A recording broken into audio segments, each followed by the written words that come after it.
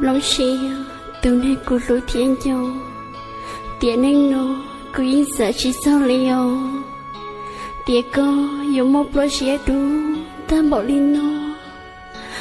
có một phút kia luôn trời cũng chia trên trái của mô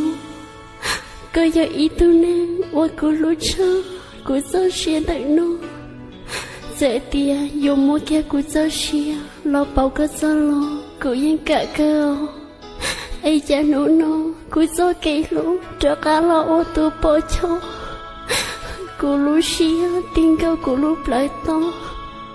sông ly cô ý tế cho giàu ta trong sông ly cô chỉ một gió cây chia xia nhau cho luôn tia tê nó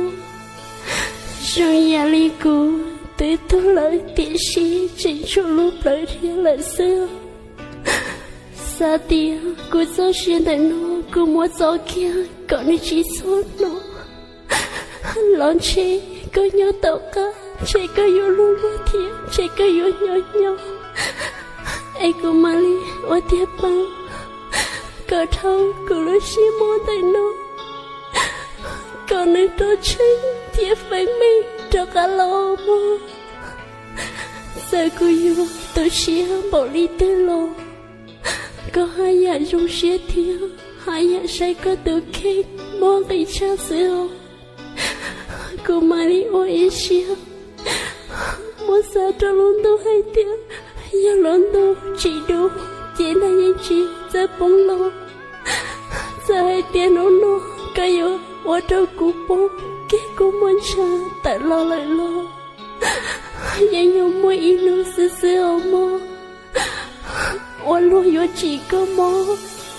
个路线有了我不妙，天了我个天，爱侬的个马里包，都着不些咯，天anh nó cứ chỉ muốn nó nó cả hai tiếng, cứ tâm trí ý tu này sẽ phải sẽ lý hiền, nhau trong địa tế nó, thiệt chỉ của cô muốn lo chắp lo em. Này có nó mơ